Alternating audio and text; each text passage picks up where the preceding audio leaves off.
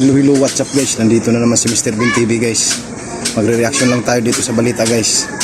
Na sabi ni Risa Ontiveros guys.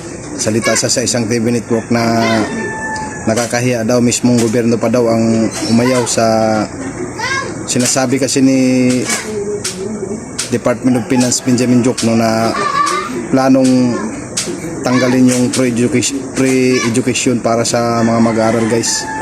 So, ang sagot, ang comment naman ni Maria Risa Ontiveros guys. So, kung bago pa lang kayo dito sa YouTube channel ko, please click subscribe muna, pakita ang notification bell para lagi kayong updated sa mga bagong uploads na katulad nito guys. Pakishare na rin guys kung nagustuhan nyo. So, bago tayo guys panoorin yung balita sa ilang social media platform, intro muna tayo. Let's go!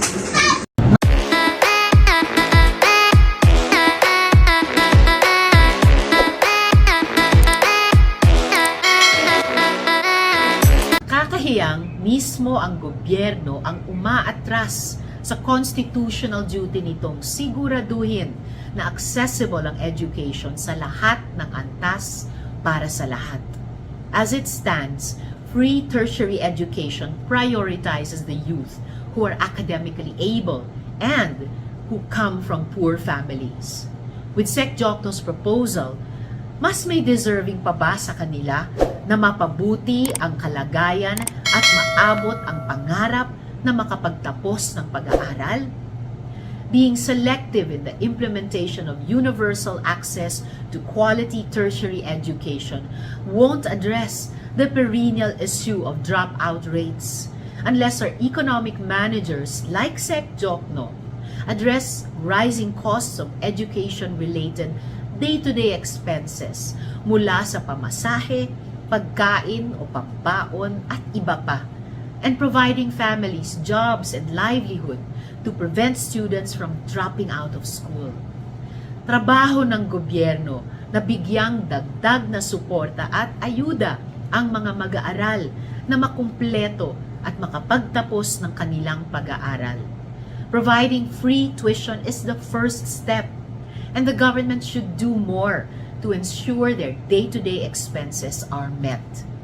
Kung gusto talagang tulungan ni Sec Diokno ang usapin ng maaksayang paggamit ng pondo ng gobyerno, bakit hindi niya busisiin ang mga pondong nailagak sa mga ahensyang hindi naman dapat, gaya ng confidential funds at mga hindi nagagamit ng tama?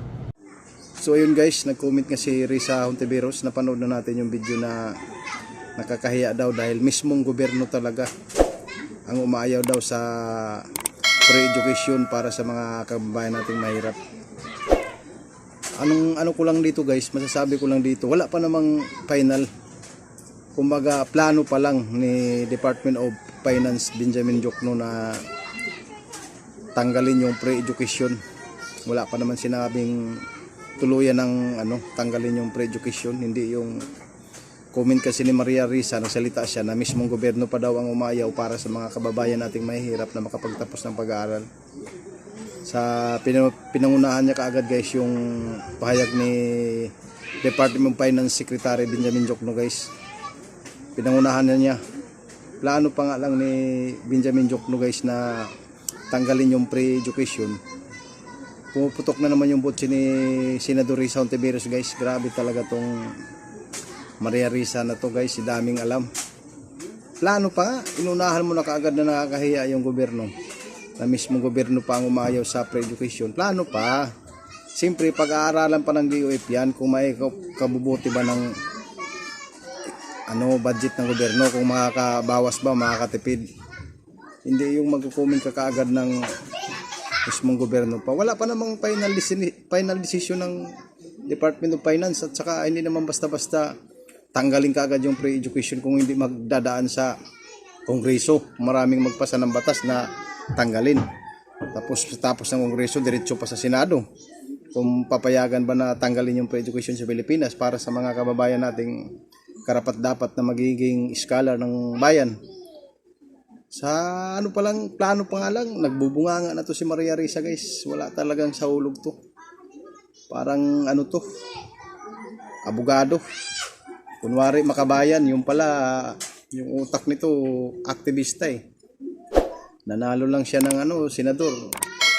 Mas marunong pa siya sa Department of Finance guys kung ano-ano pa ang sinasabi niya. O batikos ka agad na mismong gobyerno pa daw umayaw. Kunwari makabayan siya. Siyempre pag-aaralan ng Department of Finance yan, pag-aaralan ng presidente yan kung anong dapat gawin. Kasi minsan kahit mga kaliwang grupo nakakapasok pa rin ng pre-education dahil malapit sa gobyerno, siyempre palakasan system kaya nagiging iskala ng bayan. Kaya kailangan talaga salain yung iba dyan kasi yung iba, mga aktivista, mga kaliwang grupo, nakapasok sa pre-tuition fee ng gobyerno. Hindi naman